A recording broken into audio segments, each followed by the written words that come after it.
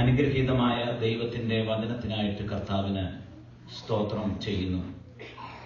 വളരെ പരിചിതമായ ഒരു വേദഭാഗമാണ് നമ്മൾ ധ്യാനത്തിനായിട്ട് വിചിന്തനത്തിനായിട്ട് ഈ പ്രഭാതത്തിൽ എടുത്തിരിക്കുന്നത്. പ്രാർത്ഥനയോടെ നമുക്ക് ദൈവത്തിന്റെ സന്നിധിയിൽ ആയിരിക്കാം.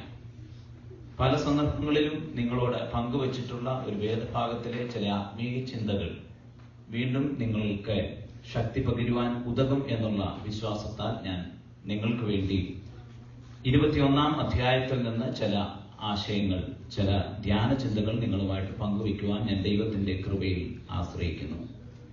യോഹന്നാന്റെ സുവിശേഷം ഞാൻ ഇന്നത്തെ ബൈബിൾ സ്റ്റഡിയിൽ പറഞ്ഞതുപോലെ 20-ാം അധ്യായം കൊണ്ട് അവസാനിക്കേണ്ടതാണ്.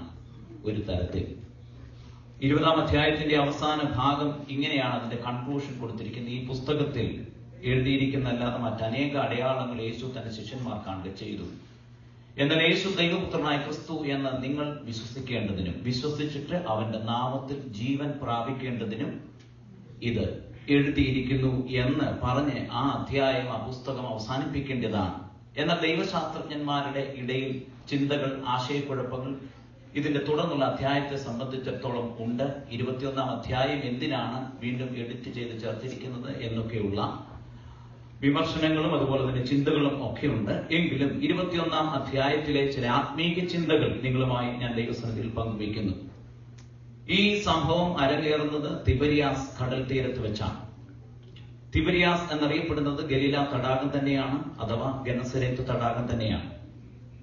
ഉയർത്തെഴുന്നേറ്റ യേശുക്രിസ്തുവിന്റെ 3-ാമത്തെ പ്രത്യക്ഷത നടന്ന സ്ഥലമാണ് ഈ തിബരിയാസ് ബീച്ച് അല്ലെങ്കിൽ തിബരിയാസ് കടൽ തീരം എന്ന് പറയപ്പെടുന്നത്.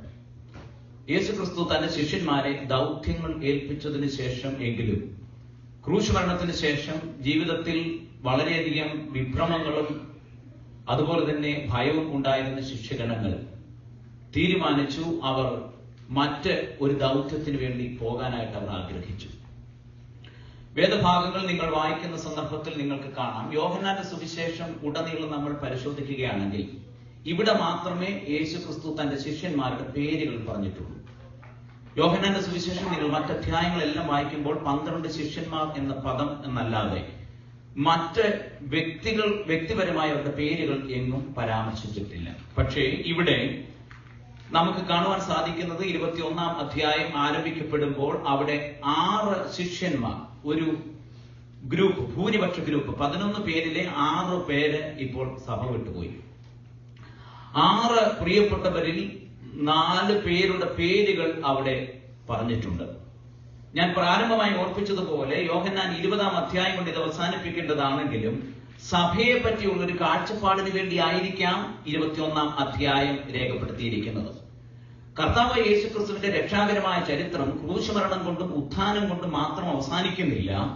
ദൗത്യമേൽപ്പിച്ചിരിക്കുന്ന ദൈവസഭ അതിൽ നിന്ന് പിന്മാറാതെ മുന്നേറണം എന്ന് ഓർപ്പിക്കുവാൻ വേണ്ടി ആയിരിക്കാം 21-ാം അധ്യായം കൂടെ ചേർക്കുകയും അതിൽ എന്റെ ആശയം അനുസരിച്ചും എന്റെ ചിന്തകൾ അനുസരിച്ചും തിയോളജിക്കലി ശരിയാകണമെന്നൊന്നുമില്ല, അതിൽ ചില പ്രിയപ്പെട്ടവരുടെ പേരുകൾ അവിടെ പരാമർശിച്ചിട്ടുണ്ട്. ഇവരാണ് പടകും വലയും ഒക്കെയായിട്ട് തിബരിയാസ് കടൽ തീരത്തിലേക്ക് വല വീശുവാനായിട്ട്, മീൻ പിടിക്കുവാനായിട്ട് ദൈവമേൽപ്പിച്ചിരിക്കുന്ന വലിയ ദൗത്യത്തിൽ നിന്നും ചെറിയ നിയോഗങ്ങളിലേക്ക് ഇവർ യാത്രയായി. അവരിൽ ഏൽപ്പിച്ചിരുന്ന ഒരു വലിയ ദൗത്യമായിരുന്നു. പക്ഷെ സാഹചര്യങ്ങളുടെ സമ്മർദ്ദങ്ങൾ മുഖാന്തരവും ദൈവ സാന്നിധ്യം അകന്നു പോയതിന്റെ പരിണതഫലം എന്നവർ ചിന്തിച്ചത് മുഖാന്തരം അവർ വലിയ ദൗത്യത്തിൽ നിന്നും മറ്റൊരു ചെറിയ ദൗത്യത്തിലേക്ക് അവർ യാത്ര ചെയ്യുകയാണ്. നമ്മുടെയൊക്കെ ജീവിത യാത്രകളിൽ ഇപ്രകാരം ഉള്ള ചില ചിന്തകളും ആശയങ്ങളും പല സന്ദർഭങ്ങളിലും ഉണ്ടാകും. ശ്രദ്ധിക്കുക, അതിൽ 4 പ്രിയപ്പെട്ടവരുടെ പേരുകൾ അവിടെ രേഖപ്പെടുത്തിയിട്ടുണ്ട്. ഒന്ന്, 2-ാമത്തെ വാക്യത്തിൽ ഇങ്ങനെ രേഖപ്പെടുത്തിയിരിക്കുന്നു. 21-ാം അധ്യായത്തിന്റെ 2-ാമത്തെ വാക്യത്തിൽ ഷീമോൻ പത്രോസും ദിദിമോസ് എന്ന തോമസും ഗലീലയിലെ ഖാനായിലെ നഥനയേലും അതുപോലെ തന്നെ സെബദി പുത്രന്മാർ അല്ലെങ്കിൽ സെബദി മക്കളും അവന്റെ ശിഷ്യന്മാർ വേറെ 2 പേരും ഒരുമിച്ച് കൂടിയിരുന്നിട്ട് ശീമോൻ പത്രോസ് അവരോട് പറയുകയാണ്, ഞാൻ ഇപ്പോൾ മീൻ പിടിപ്പാൻ പോകുന്നു എന്നവർ പറഞ്ഞു. അവർ പുറപ്പെട്ട് പടക് കയറിപ്പോയി. ആ രാത്രിയിൽ ഒന്നും പിടിച്ചില്ല, ഒന്നും കിട്ടിയില്ല. ഇവിടെ 4 പേരുടെ പേരുകൾ, അതിലെ ചില ആശയങ്ങൾ നിങ്ങളോട് പറയുന്നു. ഒന്ന്, ഇവിടെ പറഞ്ഞിരിക്കുന്നത് ഷീമോൻ പത്രോസ് എന്ന വ്യക്തിയാണ്. പത്രോസിന്റെ സ്വഭാവങ്ങളും പത്രോസിന്റെ ക്യാരക്ടറും നമുക്ക് പല സന്ദർഭങ്ങളിൽ അറിയാം. ഇമോഷണൽ ആയിട്ടുള്ള ഒരു മനുഷ്യനാണ് പത്രോസ്. ചില സന്ദർഭങ്ങളിൽ അദ്ദേഹത്തിന് ആവേശമുണ്ടാകും, വിശ്വാസം വർദ്ധിക്കും, ചില സന്ദർഭങ്ങളിൽ അദ്ദേഹം ഇടറിപ്പോകും. ഇങ്ങനെയുള്ള ഒരു പ്രധാനപ്പെട്ട ക്യാരക്ടറിന്റെ ഉടമയാണ് ഈ ശിഷ്യഗണങ്ങളുടെ പ്രധാനപ്പെട്ട വ്യക്തിയായിരിക്കുന്ന പത്രോസ്. ഇദ്ദേഹമാണ് ആദ്യത്തെ ആശയം സഭയിൽ കൊണ്ടുവന്നത്. അല്ലെങ്കിൽ ഈ ബന്ധത്തിൽ നിന്നും മാറിപ്പോകാനായിട്ടുള്ള ആശയം, പിന്തിരിപ്പിന്റെ ശ്രമം ആദ്യമായിട്ട് അവതരിപ്പിച്ചത് പത്രോസ് ആയിരുന്നു. അദ്ദേഹത്തിന്റെ വാക്കുകൾ ഇതാണ്: ഞാൻ ഇവിടെ നിന്ന് വിട്ടുപോവുകയാണ്, ഞാൻ മീൻ പിടിക്കാനായിട്ട് പോകുകയാണ് എന്നുള്ള പിന്തിരിപ്പിന്റെ നയം, പിന്തിരിപ്പിന്റെ ചിന്തകൾ, പിന്തിരിപ്പിക്കുന്ന ചിന്തകൾ തോമസിന്റെ ഈ പത്രോസിന്റെ മനസ്സിൽ നിന്നും ഉരുത്തിരിഞ്ഞു. അത് മുഖാന്തരം ചില പ്രിയപ്പെട്ടവർ അദ്ദേഹത്തോട് ചേർന്ന് വേറൊരു നിയോഗത്തിന് വേണ്ടി പോകുകയാണ്. രണ്ടാമത്തെ വ്യക്തി എന്ന് പറയപ്പെടുന്നത് ദിദിമോസ് എന്ന് പറയപ്പെടുന്ന തോമസ് ആണ്. നമ്മൾ പലപ്പോഴും ആ വ്യക്തിയെ സംശയാലുവായ വ്യക്തിയായിട്ടാണ് കാണുന്നത്. അദ്ദേഹവും ഈ ഗ്രൂപ്പിൽ ചേർന്നു. അദ്ദേഹം എന്തിനും അദ്ദേഹത്തിന് സംശയമാണ്. ദൈവം ഉണ്ടോ എന്നുള്ള കാര്യത്തിൽ പുള്ളിക്ക് സംശയം. തൊട്ടാൽ മാത്രമേ പുള്ളി വിശ്വസിക്കത്തുള്ളൂ. മരണാനന്തര ജീവിതം ഉണ്ടോ എന്ന് ചോദിച്ചു കഴിഞ്ഞാൽ സംശയം. 2 3 പേർ എന്റെ നാമത്തിൽ എവിടെ കൂടിയാലും അവരുടെ കർത്താവ് വരുമെന്ന് പറഞ്ഞേക്കുന്നത് ശരിയാണ്, സംശയം. മൊത്തം പുള്ളിക്ക് സംശയമാണ്. സംശയമില്ലാത്ത പുള്ളിയുടെ ജീവിതമില്ല. ദിദിമോസ് എന്ന് പറയപ്പെടുന്ന രണ്ടാമത്തെ വിശ്വാസി, തോമസ് എന്നറിയപ്പെടുന്ന രണ്ടാമത്തെ വിശ്വാസി. മൂന്നാമത്തെ വ്യക്തിയെ പറ്റി അവിടെ പറഞ്ഞിരിക്കുന്നത്, അദ്ദേഹത്തിന്റെ പേര് കാനായിലെ നഥനയേൽ എന്നറിയപ്പെടുന്ന വ്യക്തിയാണ്. നഥനയേലിനെ പറ്റി യോഹന്നാൻ ആരംഭിക്കുന്ന സന്ദർഭത്തിൽ നിങ്ങൾ കാണാം, ഋണാത്മകമായിരിക്കുന്ന അല്ലെങ്കിൽ നെഗറ്റീവ് കൺസെപ്റ്റുമായിട്ട് ജീവിക്കുന്ന ഒരു മനുഷ്യനാണ് നഥനയേൽ. അദ്ദേഹം പറയുന്നത് നസറത്തിൽ നിന്ന് വലിയ നന്മയും വരാനായിട്ടുള്ള, കാണുന്നതിലെല്ലാം നെഗറ്റീവുകൾ മാത്രം കാണുന്ന, ഒരു നന്മയൊന്നും ഉണ്ടാകാനായിട്ട് അവിടെ പോട്ടൊന്നും വലിയ പ്രയോജനമൊന്നുമില്ല എന്നൊക്കെ പറയപ്പെടുന്ന, ഋണാത്മകമായിരിക്കുന്ന ആശയങ്ങൾക്ക് സ്വാധീനം ചെലുത്തിയിരിക്കുന്ന ഒരു വ്യക്തിയാണ് നഥനയേൽ എന്നറിയപ്പെടുന്ന വ്യക്തി. അവിടെ നിന്നുണ്ടാകാൻ പോകുന്നില്ല, ശരിയാകാൻ പോകുന്നില്ല, നസറത്തിൽ ഒരു നന്മയൊന്നും ഉണ്ടാകാനായിട്ടുള്ള അദ്ദേഹത്തിന്റെ കൺസെപ്റ്റ് അപ്രകാരമാണ്.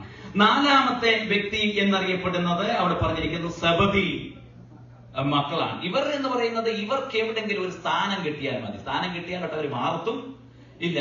അവരുടെ ആരംഭം മുതൽ തന്നെ നമുക്ക് കാണുമ്പോൾ അവർക്ക് സ്ഥാനത്തിന് വേണ്ടിയാണ് അവർക്ക് ദൈവമഹത്വമൊന്നുമല്ല, സ്വന്തം മഹത്വം എങ്ങനെയെങ്കിലും ഒപ്പിക്കണമെന്നല്ലാതെ അവർ ഒരിക്കലും ചിന്തിക്കുന്നത് അവർക്ക് എങ്ങനെയെങ്കിലും സ്ഥാനം ഉണ്ടാക്കണം എന്ന് വെച്ച് കഴിഞ്ഞാൽ സഭയിൽ കൂടി അവർ വളരുക എന്നുള്ളതാണ് സെബദി മക്കളുടെ പ്രധാനപ്പെട്ട ചിന്ത. ഇവരെല്ലാവരും കൂടെ, അങ്ങനെ 2 പേരുടെ പേരോടെ പറഞ്ഞിട്ടില്ല, ഇവരെല്ലാവരും കൂടെ മീൻ പിടിക്കാനായിട്ട് പോയി. മീൻ പിടിക്കാനായിട്ട് പോയ കഥകളുടെ അവസാനം ഇങ്ങനെ രേഖപ്പെടുത്തിയിരിക്കുന്നു: അവർ പുറപ്പെട്ട പടക് കയറിപ്പോയി ആ രാത്രിയിൽ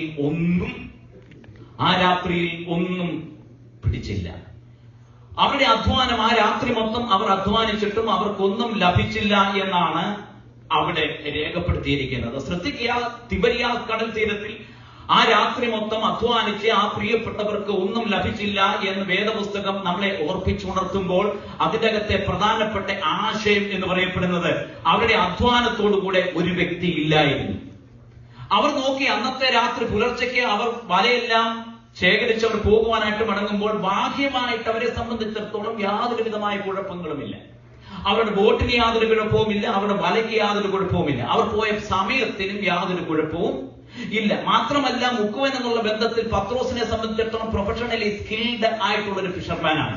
അതുകൊണ്ട് തന്റെ പാടവത്തിൽ സംശയമില്ല, സമയത്തിൽ സംശയമില്ല, വലയിൽ കുഴപ്പമില്ല, ബോട്ടിൽ കുഴപ്പമില്ല, ഇതിലൊന്നും കുഴപ്പമില്ല. പക്ഷെ ആ രാത്രി മൊത്തം പിടിച്ചിട്ടും ഒന്നും ലഭിച്ചില്ല. കാരണം അവരുടെ മനുഷ്യജീവിതം എന്ന് പറയപ്പെടുന്നത് ബാഹ്യമായിട്ട് ക്രമീകരിച്ചാൽ മനുഷ്യജീവിതം നന്നാകുകയില്ല. ബാഹ്യമായിട്ടുള്ള എല്ലാ ക്രമീകരണങ്ങളും നമ്മുടെ ജീവിതത്തിന്റെ യാത്രകളിൽ ഉണ്ട് എങ്കിലും ശരിയാകാത്തതാണ് മനുഷ്യൻ എന്ന് പറയപ്പെടുന്ന വ്യക്തി. മനുഷ്യൻ ശരിയാകണമെങ്കിൽ ദൈവത്തോടുകൂടെ മാത്രമേ, ദൈവ സാന്നിധ്യത്തോടുകൂടെ മാത്രമേ, ദൈവത്തിന്റെ സാന്നിധ്യം കൊണ്ട് മാത്രമേ അവൻ എന്തെങ്കിലും നേടാൻ സാധിക്കത്തുള്ളൂ, എന്തെങ്കിലും വിജയിക്കാൻ സാധിക്കത്തുള്ളൂ. അവന്റെ പ്രവൃത്തികൾ ഫലകരമായി തീരണം എങ്കിൽ അവന്റെ കൂടെ ദൈവം ഏതൊരു കാലങ്ങളിലും ഉണ്ടായിരിക്കണം. അതുകൊണ്ടാണ് യോഹന്നാന്റെ സുവിശേഷത്തിലൊക്കെ പറയുന്നത്, എന്നെ കൂടാതെ നിങ്ങൾക്ക് നമുക്ക് ഒന്നും ചെയ്യാനായിട്ട് സാധിക്കത്തില്ല. ഇന്ന് പകൽക്കാലം ഏതെങ്കിലും നഷ്ടബോധത്തിന്റെ യാത്രകളിലാണ് നമ്മൾ ഓരോരുത്തരും യാത്ര ചെയ്യുന്നെങ്കിൽ പലതും ബാഹ്യമായിട്ട് നമ്മുടെ ജീവിതയാത്രകളിൽ ഉണ്ടായിരിക്കാം. പടവുണ്ടായിരിക്കാം, ബോട്ടുണ്ടായിരിക്കാം, സമയം കറക്റ്റ് ആയിരിക്കാം, പ്രൊഫഷണലി സ്കിൽഡ് ആയിരിക്കാം. പക്ഷെ ദൈവ സാന്നിധ്യത്തോടുകൂടി യാത്ര ചെയ്യുന്ന മേഖലകളിൽ മാത്രമേ ഫലകരമായിട്ടുള്ള ഫലങ്ങൾ പുറപ്പെടുവിക്കാനായിട്ട് കഴിയത്തുള്ളൂ. ഇവിടെ ഇവരുടെ ജീവിതയാത്രയുടെ പ്രധാനപ്പെട്ട പ്രശ്നം എന്ന് പറയപ്പെടുന്നത് ദൈവം അവരോടുകൂടെ യാത്ര ചെയ്തില്ല, ഉദ്ധിതന്റെ സാന്നിധ്യം അനുഭവിക്കുവാനായിട്ട് കഴിഞ്ഞില്ല. ഇന്ന് പകൽക്കാലം ഞാൻ ദൈവത്തോടുകൂടെ യാത്ര ചെയ്യുമെന്ന് വിശ്വസിക്കുന്ന പ്രിയപ്പെട്ടവർ കാര്യങ്ങൾ ഉയർത്തി ദൈവത്തിന് സ്തോത്രം ചെയ്താട്ടെ.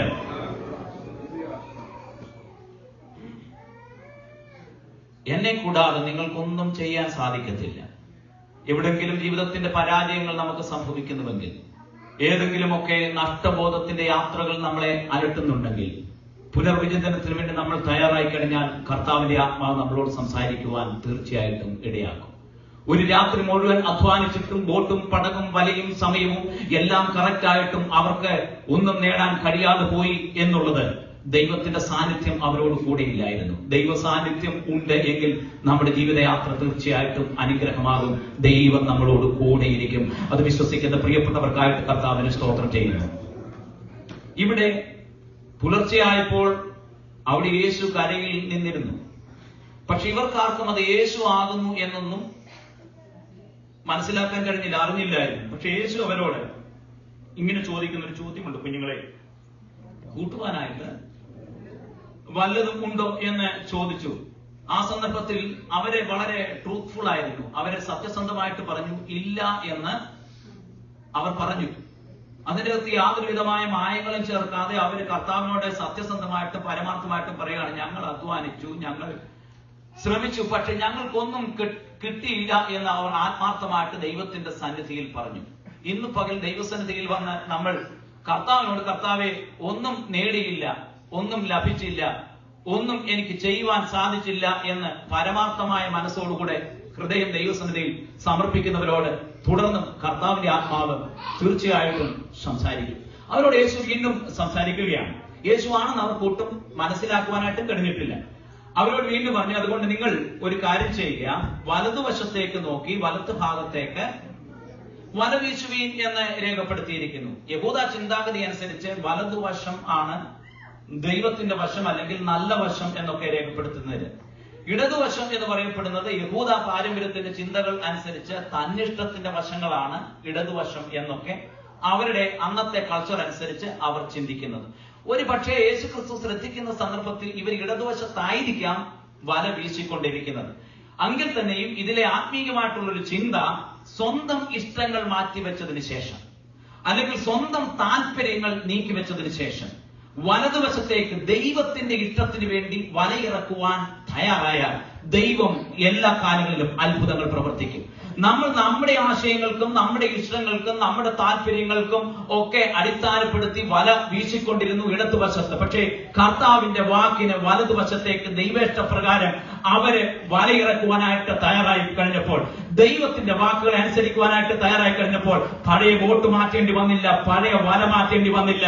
സമയം പ്രഭാതമായി തീർന്നെങ്കിലും വിശ്വാസത്തിന് അവർ വലയിറക്കുവാനായിട്ട് തയ്യാറായി കഴിഞ്ഞപ്പോൾ ദൈവത്തിന്റെ ഇഷ്ടത്തിന്, ദൈവത്തിന്റെ ഹിതത്തിന്, ദൈവത്തിന്റെ താല്പര്യത്തിന് അനുസരണത്തോടെ വിശ്വാസത്തോടുകൂടെ ആ പ്രിയപ്പെട്ടവർ പുലർച്ചയ്ക്ക് വീണ്ടും ആ തിബരിയാസ് കടൽ തീരത്തിലേക്ക് വല വീശുവാൻ തയ്യാറായപ്പോൾ അവർ പ്രതീക്ഷിക്കുന്നതിലും അപ്പുറമായിട്ടുള്ള ഒരു പെരുത്ത മീൻകൂട്ടം സ്വർഗത്തിലെ ദൈവം അവർക്ക് നൽകിക്കൊടുത്തുവെങ്കിൽ ഇന്ന് പകൽക്കാലം നമ്മുടെ ഇഷ്ടങ്ങളെല്ലാം മാറ്റിവെച്ചിട്ട് അതുവരെയും ചിലപ്പോൾ ഇടതുവശത്ത് മാത്രം വല വീശിയ പ്രിയപ്പെട്ടവരായിരിക്കും.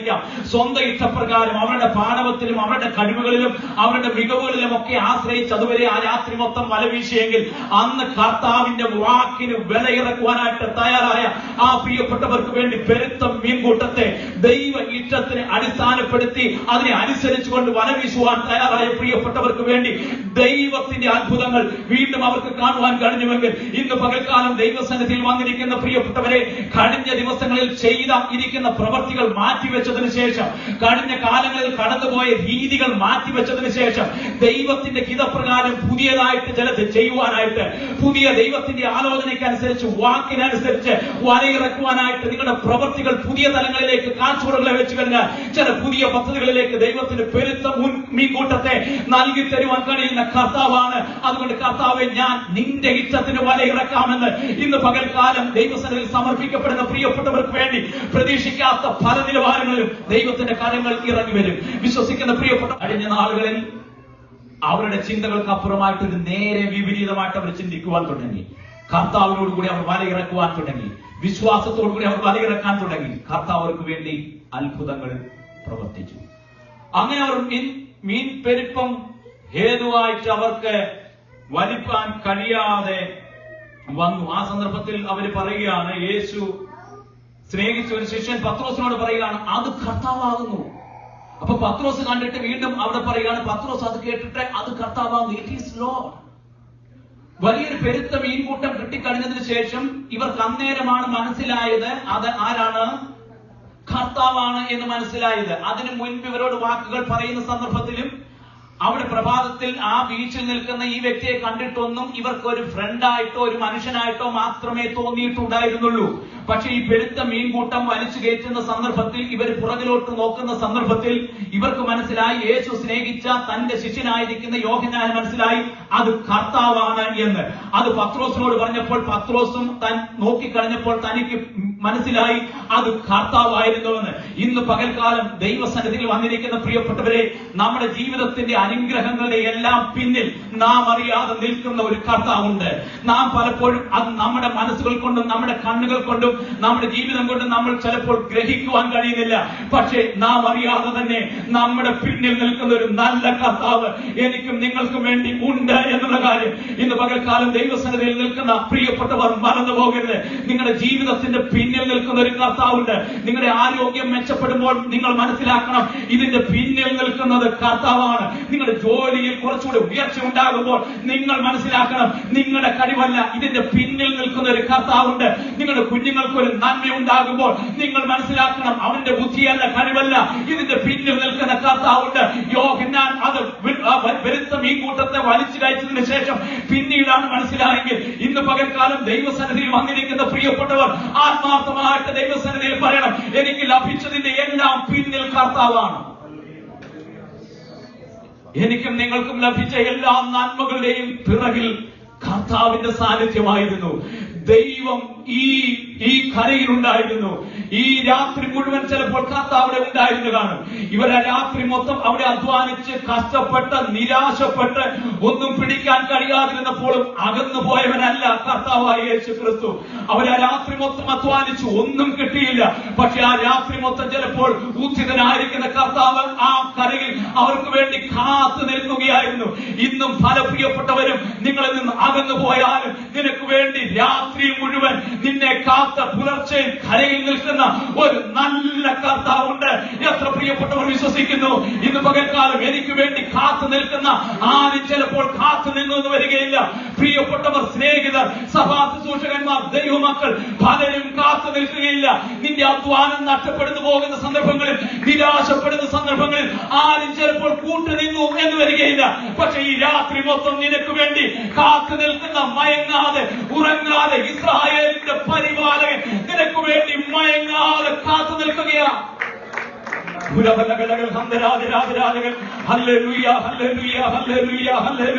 കൂടെ നിൽക്കാമെന്ന് പറഞ്ഞ് പല പ്രിയപ്പെട്ടവരും നീങ്ങു വന്നു വരികയില്ല.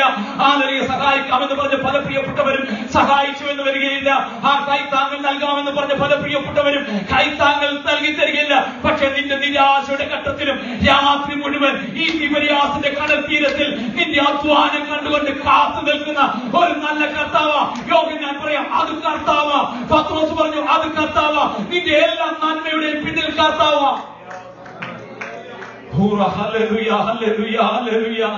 ദൈവമേ, എനിക്ക് തന്ന ആരോഗ്യത്തിന് മുൻപിൽ, എനിക്ക് തന്ന വിദ്യാഭ്യാസത്തിന് മുൻപിൽ, എനിക്ക് തന്ന ജോലിയുടെ മുൻപിൽ, എനിക്ക് തന്ന ഭൗതിക സുഖ സൗകര്യങ്ങളുടെ ഒക്കെ പിന്നിൽ എന്റെ കർത്താവായിരുന്നു എന്ന് എത്ര പ്രിയപ്പെട്ടവർക്ക് ആത്മാർത്ഥമായിട്ട് പറയുവാൻ സാധിക്കും.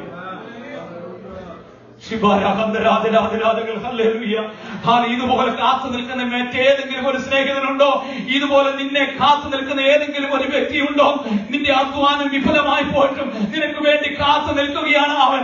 നീ ചെയ്തതൊക്കെ നഷ്ടമാണ്, നീ അവനെ വിട്ടുപോയതാണ്, നീ അവന്റെ സാന്നിധ്യത്തിൽ നിന്ന് അകന്നു പോയതാണ്. എന്നിട്ടും മാറാതെ നിൽക്കുന്ന ഏതെങ്കിലും വ്യക്തി ഉണ്ടെങ്കിൽ അത് കർത്താവല്ലാതെ ആരാ ഉള്ളത്? നഷ്ടപ്പെട്ടു പോയെങ്കിലും, അകന്നു പോയെങ്കിലും, മറ്റൊരു ദൗത്യത്തിലേക്ക് പോയെങ്കിലും, മറ്റൊരു നിയോഗത്തിലേക്ക് പോയെങ്കിലും നിന്നെ കൈവിടുന്നവനല്ല ദൈവം. നീ കൈവിട്ടാലും കൈവിടാത്തവനാ ദൈവം. നീ കൈവിടുവാൻ ശ്രമിച്ചാലും നിന്നെ കൈവിടുന്നവനല്ല കർത്താവ്. ഇന്ന് പകൽക്കാലം നീ ഓടിപ്പോയാലും മാറിപ്പോയാലും, വേണ്ട ഈ ദൗത്യം വേണ്ട എന്ന് മാറിപ്പോയാലും നിനക്ക് വേണ്ടി കാത്തു നിൽക്കുന്ന ഒരു സ്നേഹവാനായ കർത്താവ് ഇന്ന് പകൽക്കാലം ഇവിടെ ഇറങ്ങി വന്നിട്ടുണ്ട്. Hallelujah, hallelujah, hallelujah, hallelujah. എത്രയോ സന്ദർഭങ്ങളിൽ നമ്മൾ ഓടിപ്പോയി, എത്രയോ സന്ദർഭങ്ങളിൽ മാറിപ്പോയി, എത്രയോ സമയങ്ങളിൽ കർത്താവിൽ നിന്ന് വേണ്ട എന്ന് നമ്മൾ മാറി നിന്നു. പക്ഷേ ഇവൻ ഈ രാത്രി മൊത്തം നീ അറിയാതെ ഇവിടെ കാത്തു നിൽപ്പുണ്ട്. ഈ രാത്രി മൊത്തം നിന്നെ കാത്ത് ഇവൻ ഈ കടൽ തീരത്ത് നിനക്ക് വേണ്ടി നിൽക്കുകയാണെങ്കിൽ ഇന്ന് പകൽക്കാലം എനിക്കും നിനക്കും വേണ്ടി നിൽക്കുന്ന ഒരു കർത്താവ്. Hallelujah, hallelujah, hallelujah, hallelujah, hallelujah, hallelujah. ആരോളം കളിച്ചു നിൽക്കും മാതാപിതാക്കൾ, എത്ര കുഞ്ഞുങ്ങൾ എത്ര കഷ്ടമാണെങ്കിലും ഉറക്കളിച്ചു നിൽക്കുന്ന നിമിഷങ്ങൾ വളരെ കുറഞ്ഞു പോകാറുണ്ട്. പക്ഷേ നിനക്ക് വേണ്ടി ഇസ്രായേലിന്റെ പരിപാലകൻ മയങ്ങുകയില്ല, അവൻ ഉറങ്ങുകയില്ല. അവൻ നിന്റെ പരിപാലകനാ. നിന്റെ ഗമനത്തെയും ആഗമനത്തെയും ഇന്നു മുതൽ എന്നേക്കും പരിപാലിക്കുന്ന ദൈവത്തിന്റെ സാന്നിധ്യം ഇന്ന് പകൽക്കാലം ഇവിടെ ഇറങ്ങി വന്നിട്ടുണ്ട്. ഹല്ലേലൂയ. ഞാൻ എന്റെ വാക്കുകൾ ദീർഘമാക്കുന്നില്ല. ഇവർക്ക് മനസ്സിലായി ഈ വലിയ മീൻകൂട്ടത്തിന്റെ പിന്നിൽ നിന്നത് എന്റെ കഴിവല്ല. ഈ വലിയ മീൻകൂട്ടം എനിക്ക് ലഭിച്ചത് എന്റെ മികവല്ല, എന്റെ അഭ്യസനമല്ല. ഇതിന്റെ എല്ലാം പിന്നിൽ കർത്താവായിരുന്നു. ഇതിന്റെ എല്ലാം പുറകിൽ നിന്നത് ഞാൻ അറിയാതൊരു വ്യക്തിയായിരുന്നു. അതെന്റെ കർത്താവായിരുന്നു. നീ ഇവിടെ വരെയും വന്നത് കർത്താവായിരുന്നു. നിനക്കിന്ന് ലഭിച്ചതെല്ലാം കർത്താവിന്റെ കൃപയാണ്.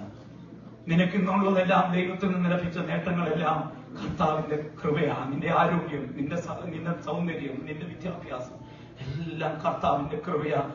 നീ അറിയാതെ തന്നെ കർത്താവ് കരയ്ക്ക് നിൽപ്പുണ്ട് നിനക്ക് വേണ്ടി. Hallelujah, hallelujah, hallelujah. ഈ വേദഭാഗത്തിന്റെ അവസാന സന്ദർഭത്തിലേക്ക് വരുമ്പോൾ ഒരു വലിയ കോൺവെർസേഷനാണ് അവിടെ നടക്കുന്നത്. നിങ്ങൾക്ക് ആ ഭാഗം അറിയാം. പിന്നീട് ധ്യാനത്തോടെ നിങ്ങൾ വായിച്ചാൽ മതി. യേശുക്രിസ്തുവും പത്രോസും കൂടെയുള്ള വലിയൊരു കോൺവെർസേഷനാണ് അവിടെ പിന്നീട് നടക്കുന്നത്. അവിടെ യേശുക്രിസ്തു ചോദിക്കുന്ന ഒരു ചോദ്യമുണ്ട്. നിങ്ങൾക്കറിയാം, 3 പ്രാവശ്യം ചോദിക്കുന്ന ഒരു ചോദ്യം. ആ ചോദ്യം ഇതാണ്: നീ എന്നെ സ്നേഹിക്കുന്നുവോ? അപ്പോൾ ഈ പത്രോസ് പറഞ്ഞു, ഞാൻ സ്നേഹിക്കുന്നു. വീണ്ടും രണ്ടാമത് ചോദിക്കുന്നു, നീ എന്നെ സ്നേഹിക്കുന്നുവോ? വീണ്ടും പത്രോസ് പറയുന്നു, ഞാൻ സ്നേഹിക്കുന്നു. വീണ്ടും ചോദിക്കുന്നു, നീ എന്നെ സ്നേഹിക്കുന്നുവോ? വീണ്ടും പറയുന്നു, കർത്താവേ, നീ എല്ലാം അറിയുന്നു, ഞാൻ നിന്നെ സ്നേഹിക്കുന്നു. യേശുക്രിസ്തു ആദ്യത്തെ 2 പ്രാവശ്യവും ഇവനോട് ചോദിക്കുന്ന ചോദ്യം, are you beloved to me? നിനക്ക് എന്നോട് പ്രിയമുണ്ടോ എന്ന് ചോദിക്കുന്നത്. അവിടെ ഉപയോഗിച്ചിരിക്കുന്ന ലവ് എന്നുള്ള ആ പദം ഗ്രീക്കിൽ ഉപയോഗിച്ചിരിക്കുന്ന, യേശു ചോദിച്ചിരിക്കുന്ന ചോദ്യം അഗാപ്പെ എന്നുള്ള ഗ്രീക്ക് വേർഡാണ്. സാക്രിഫിഷ്യൽ ലവ് എന്നാണ്. ആദ്യം ചോദിക്കുന്നു, നീ എന്നെ സാക്രിഫിഷ്യലായിട്ട് are you beloved to me? എന്നെ നീ സ്നേഹിക്കുന്നുണ്ടോ? അപ്പോൾ അദ്ദേഹം തിരിച്ചു കൊടുത്ത ആൻസർ, പത്രോസ് തിരിച്ചു കൊടുത്ത ആൻസർ അഗാപ്പെ എന്നുള്ളൊരു സ്നേഹമല്ലായിരുന്നു. അദ്ദേഹം പറഞ്ഞത് ഐ ലവ് യു. അവിടെ ഉപയോഗിച്ചിരിക്കുന്ന ലവ് എന്ന് ഉപയോഗിച്ചിരിക്കുന്ന പദം ഫിലിയോ എന്ന ഗ്രീക്ക് പദമാണ്. ഞാൻ നിന്നെ ഒരു ഫ്രണ്ടായിട്ട് സ്നേഹിക്കുന്നു. വീണ്ടും കർത്താവ് ചോദിക്കുകയാണ്, നീ എന്നെ അഗാപ്പയായിട്ട് നീ എന്നെ സ്നേഹിക്കുന്നു? അപ്പോൾ വീണ്ടും പത്രോസ് പറയുന്ന പദം, ഞാൻ നിന്നെ ഒരു ഫ്രണ്ടായിട്ട് സ്നേഹിക്കുന്നു. അപ്പൊ വീണ്ടും കർത്താവ് ഒരു ചോദ്യം വീണ്ടും മറിച്ച് ചോദിക്കുകയാണ്. 3ാമത്തെ പദത്തിലെ കർത്താവിന്റെ ചോദ്യം ഇങ്ങനെയാണ്, നീ എന്നെ ഒരു ഫ്രണ്ടായിട്ട് സ്നേഹിക്കുന്നു. 3ാമത്തെ പദം ഫിലിയോ എന്നുള്ള പദമാണ് യേശു ഉപയോഗിച്ചിരിക്കുന്നത്. ആദ്യത്തെ 1ഉം 2ഉം യേശു ചോദിച്ചത്, നീ അഗാപ്പയായിട്ട് എന്നെ സ്നേഹിക്കുന്നു. പത്രോസ് പറഞ്ഞു, ഞാനൊരു ഫ്രണ്ടായിട്ട് നിന്നെ സ്നേഹിക്കുന്നു. അപ്പോൾ യേശുക്രിസ്തു വീണ്ടും കുറെ കൂടെ താന്ന് ചോദിക്കുക, നീ എന്നെ ഒരു ഫ്രണ്ടായിട്ട് സ്നേഹിക്കുന്നു? അപ്പൊ പത്രോസ് തകർന്നുപോയി. പത്രോസ് പറയാ, കർത്താവേ, നീ എല്ലാം അറിയുന്നു. ഞാനൊരു ഫ്രണ്ടായിട്ട് നിന്നെ സ്നേഹിക്കുന്നു, നീ എല്ലാം അറിയുന്നു എന്ന്. കാരണം ഇവൻ 3 പ്രാവശ്യം യേശുവിനെ തള്ളി പറഞ്ഞതാണ്. തള്ളി പറഞ്ഞ സന്ദർഭത്തിൽ താൻ പറഞ്ഞ പദം ഇങ്ങനെയാണ്, I do not know this man. തന്നെ ക്രൂശിലേക്ക് കൊണ്ടുപോകുന്ന സന്ദർഭത്തിൽ ബാല്യക്കാരുടെ മുൻപിൽ താൻ പറഞ്ഞതാണ്, ഞാൻ ഈ മനുഷ്യനെ അറിയില്ല. അതുകൊണ്ട് യേശു ക്രിസ്തുവിനോട് ചോദിക്കുക, നീ എന്നെ ആത്മാർത്ഥമായിട്ട് സ്നേഹിക്കുന്നുണ്ടോ? അപ്പൊ പറഞ്ഞു, ഞാനൊരു ഫ്രണ്ടായിട്ട് സ്നേഹിക്കുന്നു. ഫ്രണ്ടിന്റെ സ്നേഹം എന്ന് പറയപ്പെടുന്നത് കണ്ടീഷണൽ ലവ് ആണ്. ഫ്രണ്ടിന്റെ സ്നേഹം എന്ന് പറയപ്പെടുന്നത് റിസർവ്ഡ് ലവ് ആണ്. ഫ്രണ്ടിന്റെ സ്നേഹം എന്ന് പറയപ്പെടുന്ന അതിന് നിബന്ധനകളുണ്ട്. അതിന് ചില ചില ചില നിബന്ധനകളുടെ അടിസ്ഥാനത്തിൽ മാത്രമേ ഫ്രണ്ട് സ്നേഹിക്കത്തുള്ളൂ. എന്നാൽ അതിനപ്പുറമായിട്ടുള്ള സ്നേഹം ആ കർത്താവ് ചോദിച്ചത്, നിനക്ക് സാക്രിഫിഷ്യൽ ആയിട്ട് എന്നെ സ്നേഹിക്കാനായിട്ട് കഴിയുമോ? ഇന്ന് പകൽ ദൈവസന്നിധിയിൽ വന്നിരിക്കുന്ന പ്രിയപ്പെട്ടവരെ, സ്നേഹം എന്ന് പറയപ്പെടുന്നത് ഒരു ബലിയാണ്. സ്നേഹം എന്ന് പറയപ്പെടുന്നത് ഒരു മരണമാണ്. സ്നേഹം എന്ന് പറയപ്പെടുന്നത് ജീവൻ ബലിയർപ്പിക്കുന്നതാണ്. യേശുക്രിസ്തു ചോദിക്കുകയാണ്, നിനക്ക് എന്നെ ഒരു ഫ്രണ്ടിനെക്കാട്ടിലും ഉപരിയായിട്ട് എന്നെ നിനക്ക് സ്നേഹിക്കുവാനായിട്ട് കഴിയുമോ? കർത്താവിനെ ഇവിടെ നിനക്ക് എന്തിനാണ് priority? You have different priorities in your life. നിന്റെ ജീവിതത്തിൽ പലതിനും പ്രയോറിറ്റി. അതുകൊണ്ടാണ് പടകും മലയുമായിട്ടൊക്കെ നീ ഇറങ്ങി തിരിച്ചത്. നിനക്ക് പലതിനെ പറ്റിയും പ്രയോറിറ്റി നിന്റെ ജീവിതത്തിലുണ്ട്. കാരണം നിന്റെ കുടുംബത്തെ നോക്കണം, നിന്റെ ശ്രമകരമായ പല കാര്യങ്ങളും നിനക്ക് ചെയ്യേണ്ടതായിട്ടുണ്ട്. നിന്റെ പ്രയോറിറ്റികളെല്ലാം നീക്കി വെച്ചതിന് ശേഷവും എന്നെ അതിലപ്പുറമായിട്ട് സ്നേഹിക്കാനായിട്ട് കഴിയുമോ? നിന്റെ തൊഴിലിനെക്കാട്ടിലും നിന്റെ ആരോഗ്യത്തെക്കാട്ടിലും നിന്റെ പ്രിയപ്പെട്ടവരെക്കാട്ടിലും നിന്റെ ജീവിതത്തിൽ ഉയർന്നു നിൽക്കുന്ന പലതിനെക്കാട്ടിലും സ്നേഹിക്കുവാനായിട്ട് കർത്താവേ എനിക്ക് തയ്യാറാണ് എന്ന് എത്ര പ്രിയപ്പെട്ടവർ പറയാനായിട്ട് കഴിയും? ജീവിതത്തിന്റെ പ്രതിബന്ധങ്ങളുടെ മധ്യത്തിൽ, പ്രതികൂലങ്ങളുടെ മധ്യത്തിൽ, സാഹചര്യങ്ങളുടെ മധ്യത്തിൽ ഒക്കെ നമ്മൾ പലപ്പോഴും കർത്താവിനെ ഒഴിവാക്കുന്ന സന്ദർഭങ്ങളുണ്ട്. കർത്താവിനെ സ്നേഹിക്കുവാനായിട്ട് നമുക്ക് കഴിയുമോ? ഇന്ന് പകൽക്കാലം കർത്താവെ, എന്റെ ജീവിതത്തിന്റെ തൊഴിലുകളല്ല പ്രധാനപ്പെട്ടത്, എന്റെ കുടുംബമല്ല, എന്റെ കുഞ്ഞുങ്ങളല്ല, ജീവിതത്തിൽ എല്ലാത്തിനെക്കാട്ടിലും ഉപരിയായി എനിക്ക് വേണ്ടി ജീവൻ ബലിയായി കാൽവരി ക്രൂശിൽ തകർക്കപ്പെട്ട കർത്താവിനെ ഞാൻ സ്നേഹിക്കുന്നു എന്ന് എത്ര പ്രിയപ്പെട്ടവർ ആത്മാർത്ഥമായിട്ട് അവന്റെ സന്നിധിയിൽ പറയും. അവിടെയാണ് ദൈവത്തിന്റെ പ്രവൃത്തിയുടെ അടുത്ത തലം ആരംഭിക്കപ്പെടുന്നത്. പലതും നമുക്ക് പല പ്രയോറിറ്റികൾ ജീവിതത്തിലുണ്ട്. പലതും നമ്മൾ ചെയ്യുന്നതിന് പല പ്രയോറിറ്റികളുണ്ട്. ചിലപ്പോൾ സഭാ പ്രവർത്തനങ്ങൾ പോലും പല പ്രയോറിറ്റികളെ അടിസ്ഥാനപ്പെടുത്തിയായിരിക്കാം. ജീവിതത്തിന്റെ പലതും കണ്ടും കേട്ടും കൊണ്ടാണ് നമ്മൾ പലതും ചെയ്യുന്നത്. പക്ഷെ അതിനപ്പുറമായിട്ട് എന്നെ നിനക്ക് സ്നേഹിക്കാനായിട്ട് കഴിയുന്നതാണ് ആത്മാർത്ഥമായിട്ടുള്ള ദൈവത്തിന്റെ സ്നേഹം എന്ന് ഇവിടെ പത്രോസിനെ പറഞ്ഞുണർപ്പിക്കുന്നുവെങ്കിൽ കർത്താവിന്റെ സന്നിധിയിൽ ഞാൻ സമർപ്പിക്കാൻ തയ്യാറാണെന്ന് എത്ര പ്രിയപ്പെട്ടവർ പറയും. നിങ്ങൾക്ക് എല്ലാവർക്കും അറിയാവുന്നതാണ്, ചില വർഷങ്ങൾക്ക് മുൻപേ ജീവിച്ചിരുന്ന അനുഗ്രഹീതനായ ദൈവഭക്തനായിരുന്നു കണ്ണിഹാം എന്നറിയപ്പെടുന്ന ദൈവഭക്തൻ. താന് ഒരു ദൈവഭക്തനായിട്ടൊരു ദൈവ ശുശ്രൂഷയോടുള്ള ബന്ധത്തിലായിരിക്കുമ്പോൾ ദൈവം തന്നെ പ്രത്യേക ഒരു ദൗത്യത്തിന് വേണ്ടി വീണ്ടും വിളിച്ചു. താൻ തന്റെ എല്ലാ സാധന സാമഗ്രികളും കെട്ടിയതിനു ശേഷം ഒരു വാഹനത്തിലായിട്ട് തന്റെ ഭാര്യയും കുഞ്ഞുങ്ങളുമായി താൻ യാത്ര ചെയ്യുകയാണ്. മറ്റൊരു ദൗത്യത്തിന് വേണ്ടി താൻ യാത്ര ചെയ്യുന്ന സന്ദർഭത്തിൽ ഒരു വലിയ ആക്സിഡന്റ് ഉണ്ടായിട്ട് ഫ്രീവേയിൽ വെച്ച് തന്റെ ഭാര്യയും തന്റെ കുഞ്ഞുങ്ങളും മരിച്ചു. ഒരു വലിയ നിയോഗത്തിന് വേണ്ടി, ഒരു ദൗത്യത്തിന് വേണ്ടി താൻ ഇറങ്ങി പുറപ്പെട്ടപ്പോൾ ആ ഫ്രീവേയിൽ നിന്നുകൊണ്ട് ഇദ്ദേഹം ചോദിച്ചൊരു ചോദ്യമുണ്ട്, കർത്താവേ, ഇതിനായിട്ടാണോ നീ എന്നെ വിളിച്ചത്? ഇതിനായിട്ടാണോ നീ എന്നെ തെരഞ്ഞെടുത്തത്? കർത്താവ് തന്നോട് ചോദിച്ചൊരു ചോദ്യമുണ്ട്, ഇതിലും ഇവയിലും ഒക്കെ അധികമായിട്ട് നീ എന്നെ സ്നേഹിക്കുന്നു? എന്റെ സ്നേഹിതൻ എന്നുള്ള അവനെ മാത്രമേ ഞാൻ സ്നേഹിക്കത്തുള്ളൂ എന്നുള്ള ചിന്താഗതിയിൽ നമ്മുടെ ജീവിതത്തെ സമർപ്പിക്കാനായിട്ട് കഴിയുമോ? എല്ലാ പ്രിയപ്പെട്ടവർക്കും ദൈവസന്നിധിയിൽ എഴുന്നേൽക്കാം. ഇവയിലധികമായി, ഇവരിലധികമായി, ഇതിനെക്കാട്ടിലും ഉപരിയായി കർത്താവിനെ സ്നേഹിക്കുമോ? ഞാൻ വായിച്ച വേദഭാഗത്തിലേക്ക് ഇങ്ങനെ വരുന്നു, അവർ തീക്കനലും അതിന്റെ മേൽ വെച്ചിരിക്കുന്ന അപ്പവും കണ്ടു. പ്രഭാത സൂര്യന്റെ പൊൻകിരണങ്ങളേറ്റ് പ്രശാന്ത സുന്ദരമായിരിക്കുന്ന തിബരിയാസ് കടൽ തീരത്തിന്റെ പ്രഭാതം. അവിടെ ആ സീനിൽ നമുക്ക് കാണാൻ സാധിക്കുന്നത് കർത്താവായ യേശു ക്രിസ്തു തീക്കനലിന്റെ മേൽ അപ്പവും മീനും വെച്ച്, തീക്കനലിന്റെ മേൽ വെച്ചിരിക്കുന്ന അപ്പവും മീനുമാണ്. എന്താണ് ഈ സിംബൽ പ്രതിനിധാനം ചെയ്യുന്നത്? നീതിസൂര്യനായിരിക്കുന്ന കർത്താവായ യേശു ക്രിസ്തു തീക്കനലിന്റെ മുകളിൽ അപ്പവും മീനും വെച്ചിരിക്കുന്നു. ഈ അപ്പം സ്വർഗത്തിൽ നിന്നും ഇറങ്ങി വന്ന മന്യയായ കർത്താവായ യേശു ക്രിസ്തുവാണ്. ഇത് ഭക്ഷിക്കുന്നവൻ എൻ മൂലം ജീവിക്കും എന്നുള്ള ദൈവത്തിന്റെ വചനം ഈ പ്രിയപ്പെട്ടവരെ കർത്താവ് പഠിപ്പിച്ചതാണ്. ഈ മീൻ എന്ന് പറയപ്പെടുന്നത്, മീൻ എന്നുപയോഗിച്ചിരിക്കുന്ന ഫിഷ് എന്ന പദത്തിന് ഗ്രീക്കിൽ ഉപയോഗിച്ചിരിക്കുന്ന ഇസ്തൂസ് എന്നുള്ള ഗ്രീക്ക് പദം, അതിന് മത്സ്യം എന്ന അർത്ഥം അതിനുണ്ട്. അതിന്റെ അർത്ഥം എന്ന് പറയുന്നത് ദൈവം രക്ഷകനാണ്, കർത്താവാണ്. ഇവര് കാണുന്ന ചിത്രം ഒരു രാത്രി മുഴുവൻ അധ്വാനിച്ച് വിഫലമായ അധ്വാനത്തിന് ശേഷം മടങ്ങി വരുമ്പോൾ ഇവർ കാണുന്ന കാഴ്ച, ഇവരുടെ മനസ്സിൽ കാണുന്ന അവരുടെ കണ്ണുകളിൽ കൂടെ കാണുന്ന ആദ്യത്തെ കാഴ്ച, സൂര്യൻ ഉദിച്ചു വരുന്ന തിബരിയാസ് കടൽ തീരത്തിൽ തീക്കനലിന്റെ മേൽ വെച്ചിരിക്കുന്ന അപ്പവും മീനും, കനലിന്റെ മേൽ വെന്തു പൊങ്ങിക്കൊണ്ടിരിക്കുന്ന മീൻ. എനിക്കും നിങ്ങൾക്കും വേണ്ടി കാൽവറിയാകുന്ന കനലിന്റെ മേൽ ഉടഞ്ഞ് തകർന്ന് മരിക്കപ്പെട്ട ജീവന്റെ അപ്പമാകുന്ന കർത്താവായ യേശു ക്രിസ്തു അതിനെക്കാട്ടിലും ഉപരിയായ ഒന്നിനെയും സ്നേഹിക്കത്തില്ല എന്ന് ഇന്ന് പകൽക്കാലം എത്ര പ്രിയപ്പെട്ടവർ ആത്മാർത്ഥമായിട്ട് ദൈവസന്നിധിയിൽ പറയും. ഞാൻ എല്ലാത്തിലും ഉപരിയായിട്ട് കർത്താവിന്റെ സന്നിധിയിൽ എന്നെ തന്നെ സമർപ്പിക്കുന്നു എന്ന് വിശ്വസിക്കുന്ന എത്ര പ്രിയപ്പെട്ടവരുണ്ട്. നീ അവങ്കിലേക്ക് നോക്കിയാൽ കനലിന്റെ മേൽ കിടക്കുന്ന ഈ അപ്പം, ഈ മീൻ പ്രതിനിധാനം ചെയ്യുന്നത് കാൽവരിയിൽ നമുക്ക് വേണ്ടി തകർക്കപ്പെട്ട കർത്താവായ യേശു ക്രിസ്തുവിന്റെ ബലിമരണമാണെങ്കിൽ, ഇന്ന് പകൽക്കാലം എനിക്കും നിങ്ങളുടെയും പാപത്തിന്റെ പരിഹാരത്തിനു വേണ്ടി ഒരിക്കൽ പത്രോസ് കനലിന്റെ അടുത്ത് നിന്നുകൊണ്ട് യേശു ക്രിസ്തുവിനെ തള്ളി പറഞ്ഞ വ്യക്തിയായിരുന്നു പത്രോസ്. കനൽ കത്തിച്ച് തീ കാഞ്ഞിരിക്കുന്ന പത്രോസ് യേശുവിനെ അറിയാമോ എന്ന് ചോദിച്ച സന്ദർഭത്തിൽ അറിയത്തില്ല എന്ന് പറഞ്ഞ് ഉപേക്ഷിച്ച അതേ പത്രോസിന്റെ മുൻപിൽ പ്രഭാതത്തിൽ കനലിന്റെ മേൽ വെച്ചിരിക്കുന്ന അപ്പവും മീനുമായിട്ട് കർത്താവ് വന്നിട്ട് പറയുകയാണ്, ഇവയിൽ അധികമായിട്ട് എന്നെ സ്നേഹിക്കുന്നു.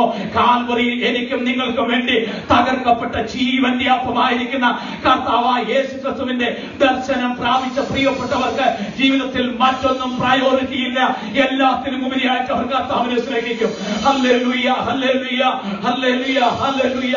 എന്നെ നിങ്ങളെ പുതിയ ദൗത്യത്തിലേക്ക് വീണ്ടും കൊണ്ടുവരുവാൻ കർത്താവിന് കഴിയും.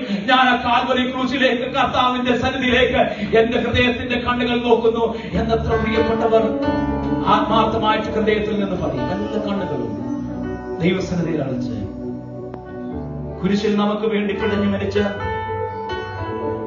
നമുക്ക് വേണ്ടി ദൈവകോപാഗ്നിയുടെ ആ അഗ്നിയിൽ നമുക്ക് വേണ്ടി വെന്തു മരിച്ച കർത്താവായ യേശു ക്രിസ്തു എനിക്ക് നിങ്ങൾക്ക് വേണ്ടി ജീവനാണ് നൽകിയത്, തന്റെ ശരീരമാണ് നൽകിയത്, തന്റെ രക്തമാണ് നൽകിയത്.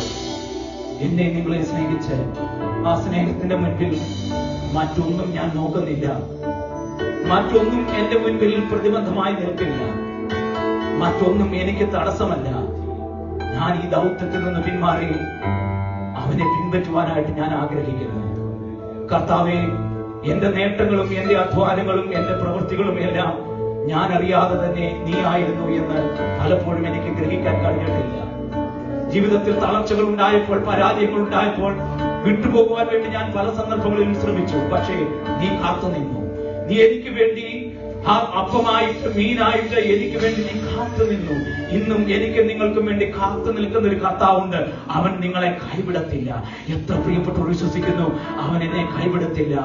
ആരെല്ലാം കൈവിട്ടാലും കർത്താവ് കൈവിടുകയില്ല. കാരണം ജീവൻ അർപ്പിച്ച കർത്താവ്, രക്തമൊഴുക്കിയ കർത്താവ്, എനിക്ക് വേണ്ടി ബലിയായി തീർന്ന കർത്താവ് എന്നെ നിങ്ങളെ കൈവിടുന്ന കർത്താവല്ല. എല്ലാ കണ്ണുകളും ദൈവസന്നിധിയിൽ അടച്ചാൽ